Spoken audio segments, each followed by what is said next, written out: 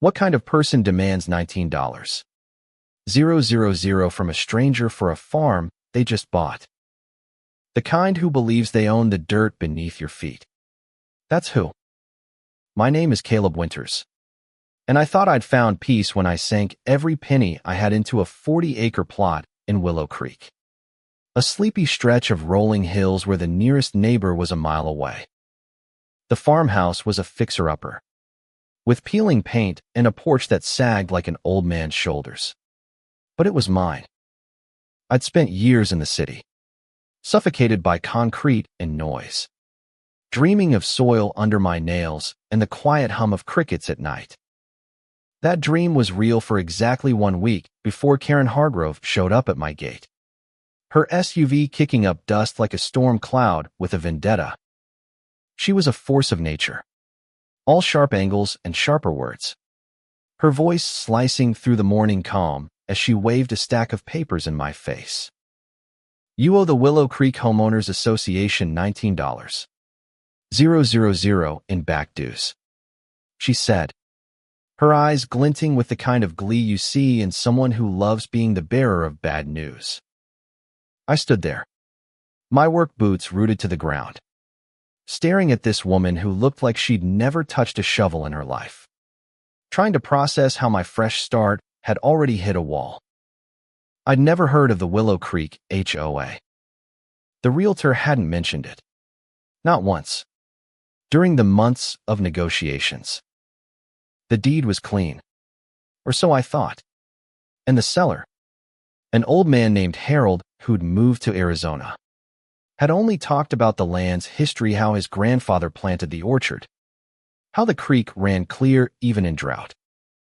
But Karen wasn't here for stories. She was here for control. She introduced herself as the HOA president, her tone implying she was royalty and I was a peasant who'd wandered into her kingdom. The dues, she explained, were for community upkeep, roads, signage, a clubhouse I'd never seen. I laughed, thinking it was a joke. My farm was on a county road, maintained by taxes, and the nearest sign was a faded stoplight 10 miles away. But Karen didn't flinch. She handed me a bill, itemized to the cent, with penalties dating back a decade, as if I'd been squatting on her turf my whole life. Pay up, or we'll lien your property, she said, her smile tight as a coiled spring. I told her I'd look into it, my voice calm but my gut churning. She drove off, leaving me with a sinking feeling that this wasn't just about money. I spent that night poring over the paperwork she'd left. It was a labyrinth of legal jargon, full of references to covenants and bylaws I'd never agreed to. The HOA claimed my land fell under their jurisdiction because it was part of an old subdivision plan from the 1980s, a failed dream of turning Willow Creek into a gated community. Harold had never mentioned it, and neither had the title company.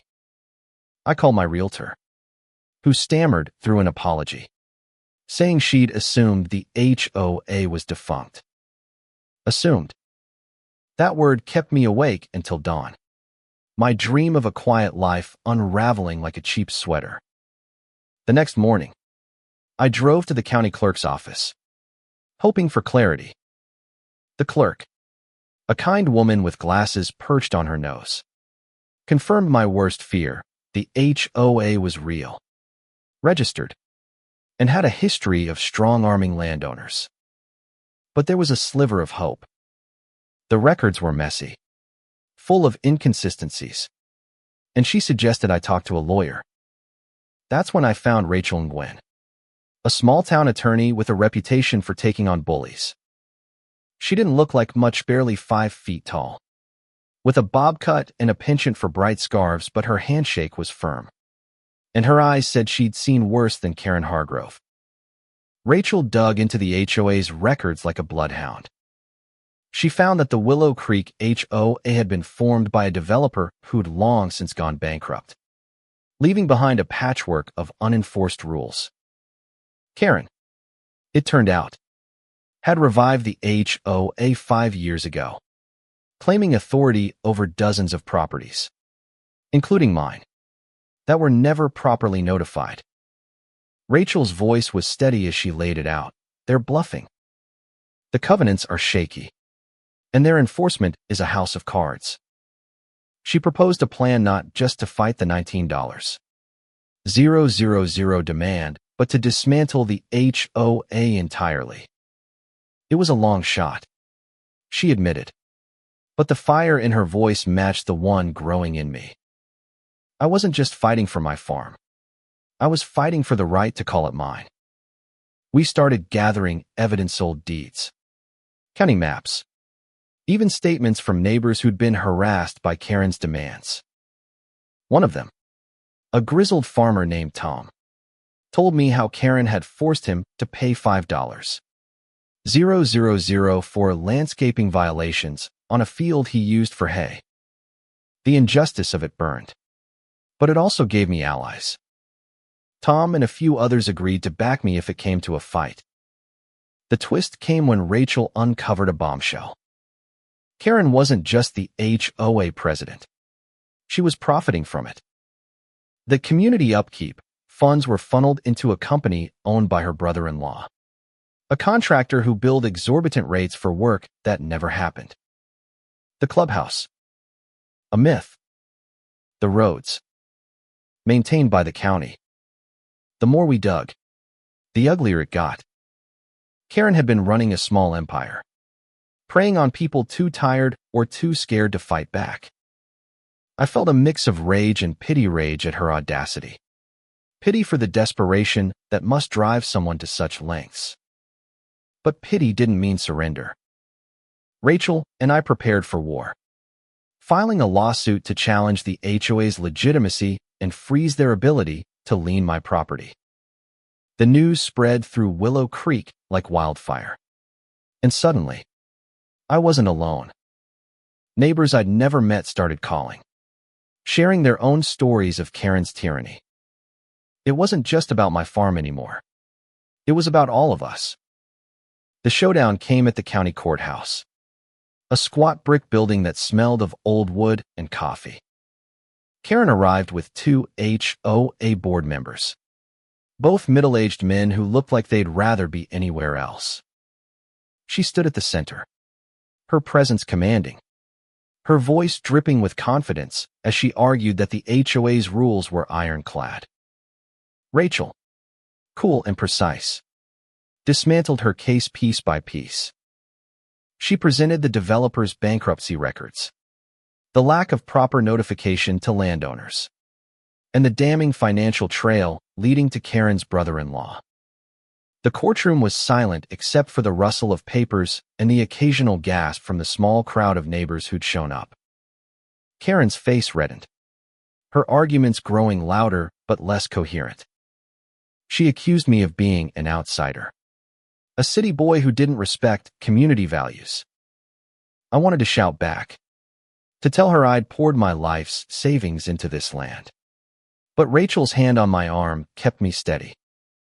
The judge, an older man with a no-nonsense demeanor, didn't need much convincing.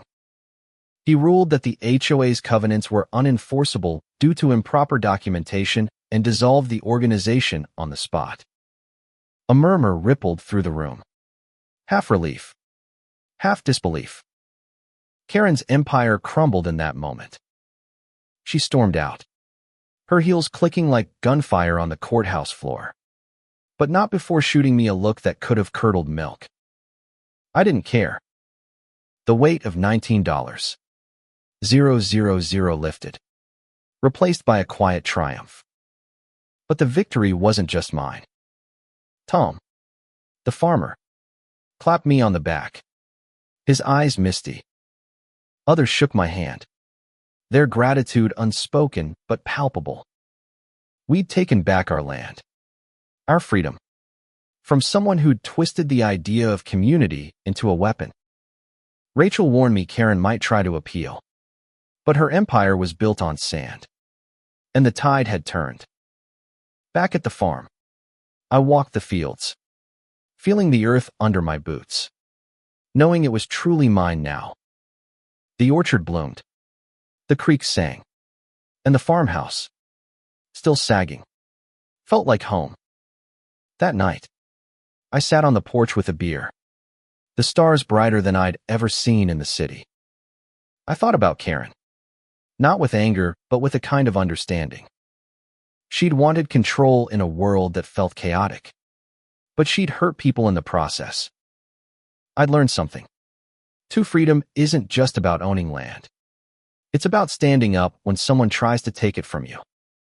Willow Creek was waking up. Neighbors talking again. Planning a real community. One built on trust, not threats. I wasn't just a farmer now. I was part of something bigger. The fight had cost me sleepless nights and legal fees. But it gave me something priceless, the courage to claim my place in the world. And as the crickets hummed, I knew I'd do it all again. End.